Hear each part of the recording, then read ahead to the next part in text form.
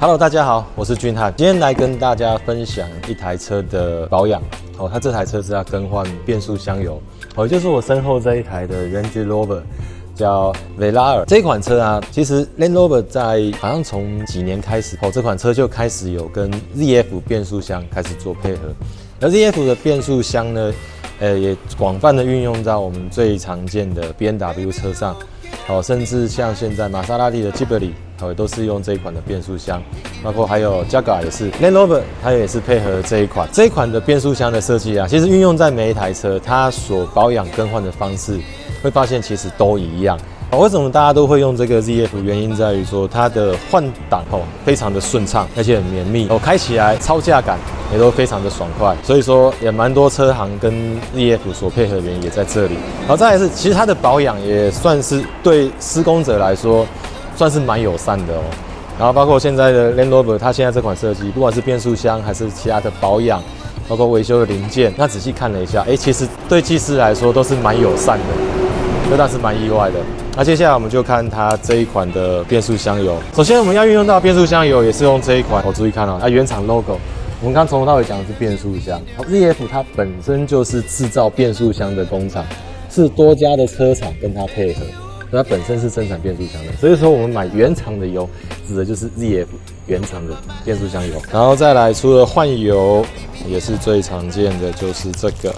我们现在看到的是一片油底壳，为什么是拿油底壳？因为它的滤网是在这里面，这一片里面是滤网，它更换就是连整块油底壳一起下去做更换的。它这个材质呢是塑钢材质 ，ZF 原厂的。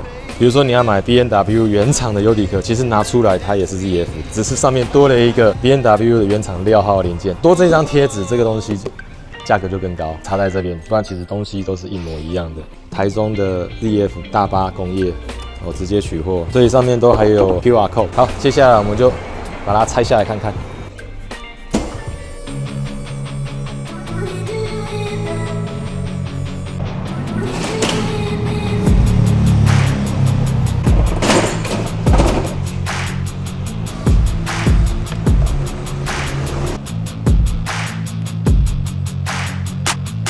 原本的已经拆下来了。这一台车啊，目前的里程是在63000公里，可以看得出来它的油实际上看起来还蛮干净的。但是 ZF 原厂呢，他们标榜是说最少是在8万公里左右才需要更换。但是我们台湾毕竟是走走停停的区域嘛，毕竟车又多，往往塞车啦、市区啦，这些磨耗其实算蛮快的。所以说，我们建议还是在6万公里左右换一次的自排油是最好的。然后，就算你不去换它，买进一些，我们看它这些橡胶的垫片，这其实在一定里程数，就是年份久的时候，也都会开始劣化，甚至从旁边漏油，整个渗油下来，也是在提醒你这个东西它该换了。这个就不要管它什么里程数，有漏油就赶快把它换掉。欧系车大部分的零件它都是耗材。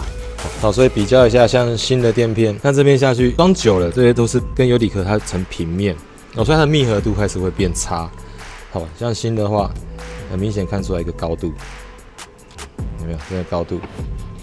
所以就是靠这个橡皮的垫片去支撑，阻止它的漏油，来增加它的密封度。